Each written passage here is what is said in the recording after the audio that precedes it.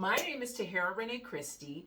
I'm the proud owner of Amour Propre, means self-love in French. And I manufacture personal hygiene products that are natural, organic, and make you feel and look amazing, because I believe that everybody should have access to self-esteem.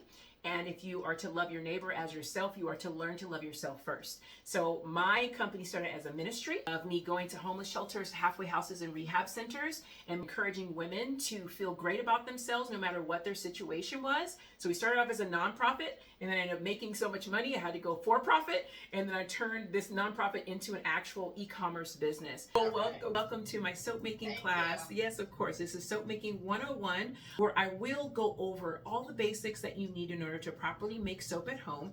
And it's really inexpensive and very beautiful and creative for you to be able to have a really amazing therapeutic outlet for your creativity, but also give away for the holidays or for birthdays, anniversaries, presents, things of that nature. So we're able to send you a detailed list of supplies that you should have in order to make your melt and pour experience really good for you. But the very basics, I always tell people you want to get some type of pour cup. This one happens to be a cup that I use for all different types of soap making.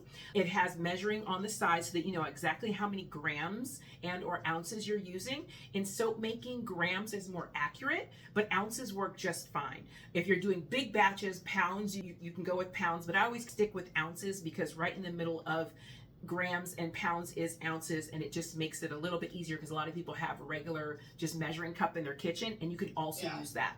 The great part about working with is it's soap, so it cleans up really well. Some people get freaked out. They're like, oh my gosh, it's like staining the cup. It's soap, just a little bit of water, it will rinse itself out. So this is one of the cleanest, easiest things that you can possibly do for yourself.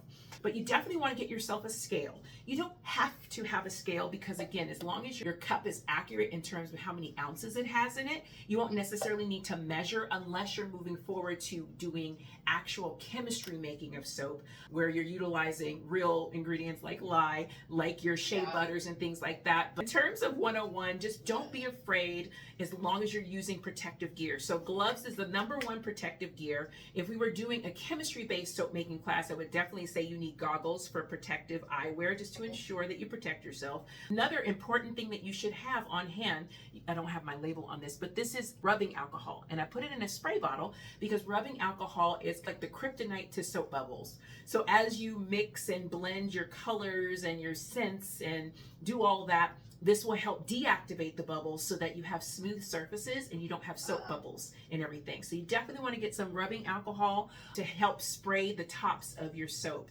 Some people go for the full mold, where you can do full loaves. These are a little bit difficult to cut, and you should definitely have a soap cutter. If you don't, a knife works just fine. But if you do these ones that are pre-molded, I love this circle one, I've got square ones, I've got flowers, I've got fruit, all kinds of soap molds, where I can put these little soap molds into my bigger soap molds and do different colors. I love using transparent soap for this, and I have raspberries, so I make them red. I put them on the inside, and then you're like, how is this raspberry floating inside of soap? You should definitely have your melt and pour soap. I have already cubed my soap, so I actually cut it up into small cubes because it makes it easier for it to melt. You don't want to cook it. So when you put it in your microwave, and if you got the patience, a double boiler, God bless you. But when you put it in your microwave, you want to put it on melt, or whatever setting it is for it to go at 50%, and slowly melt, so that every 30 seconds you're in there using a spoon or a stick to help it along, so that it's not just melting in one big clump, but that it's also being helped to melt along with your mixing utensils. I love using mica. Mica is a natural colorant. And these types of colorant, a little goes a long way in melt and pour. You don't need a lot. So a lot of people, they're like, oh, but it's like glitter. It's just like makeup. You just kind of want to slap it all on. But just like makeup, start with a little. And if you're like, you know, I really want to go for the smoky eye, then you add a little bit more, right? So same thing with mica. A little bit goes a very long way. So don't overdo it thinking that it will make the color more vibrant. It will actually just cloud the soap, and the soap, it becomes mica with soap versus soap with mica in it. But I love it. I want you to ask as many questions you want. Like I said, I am dedicated to you today. So also give you one of my secrets. A lot of people don't know about this. This is powdered sugar. A half of a teaspoon in probably a full cup of this will make those bubbles go farther, and it actually helps the bubbles and the soap to last longer. Another pro tip is to use some type of oil. Oil in soap, specifically castor oil, also helps to generate additional bubbles, but it also is a humectant, so it makes the skin soft. You can use jojoba, you can use a little bit of vitamin E, you can use sweet almond oil or rapeseed oil. I am a huge fan of essential oils when it comes to natural soap making. I'm also a big fan of using natural colorants. So even if you don't want to use mica, say you want to use activated charcoal, say you want to use matcha powder to make it green, say you want to use beet powder to make it red, you can keep your soap totally natural and utilize those colorants. I think I even bought ashwagandha powder. It's like a yellow, but it's turmeric. Turmeric is amazing when it comes to melt and pour soap, and you don't need a lot. A little goes a long way. Again, for something like this, a half a teaspoon goes a very long way, and you'll get the benefits of that soap. Even adding oatmeal or coffee grinds to make it like a scrub, those are great addends to your soap in order to give them vibrancy, color, scent naturally. You can use glycerin and or sodium lactate, which is basically salt. You can use salt itself, or you can make a salt solution with hot water and salt, mix it until it basically dissipates into the water, and that's your salt solution. Half a teaspoon of that in your soap bar hardens your bar. If you want to make designs in your soap, say you got two different colors that you're wanting to make, something as simple as a toothpick or a popsicle stick or a skewer to swirl your colors in and out together.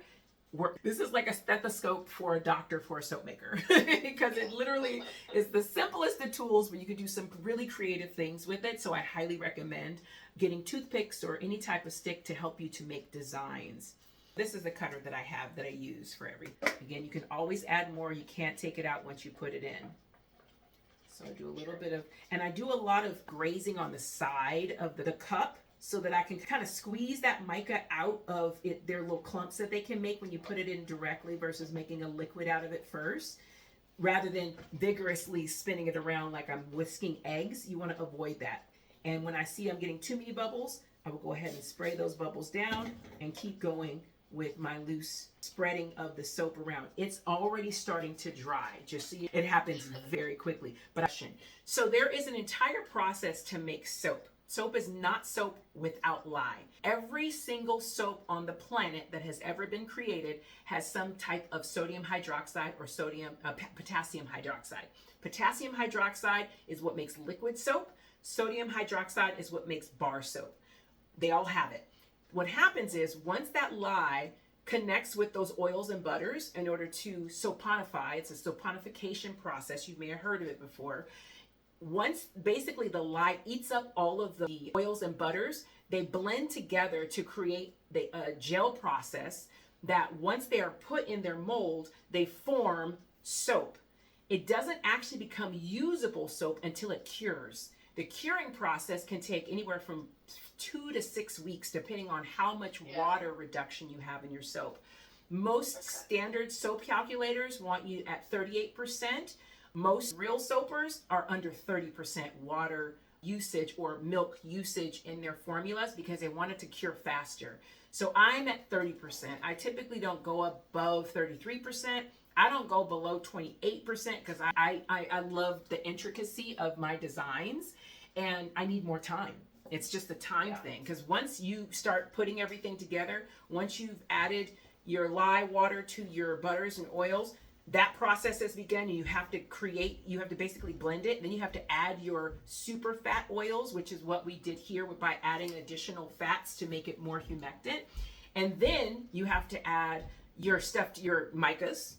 And then you have to add your fragrances, and depending on the fragrance, and there are a lot of bad fragrances out there, depending on your fragrance, it will seize up immediately in the bucket you're working on, and you're just gonna have to hot press it and deal with it, or just cry and fail. And there's a lot of crying in soap making. Same thing. I would put them upside down next time so that you can see them much better. But it's super cute, and the cloudiness that you see is because I put it in the microwave at 1 minute instead of letting it slowly melt. So that's another key point that you want to remember. Take your time. But I wanted to be able to unmold these within the hour that we were here talking. Yeah. So those are your tips so that you'll remember and you'll start seeing it for yourself. You're like, yeah, let me take my time with this. So that way, it's more clear.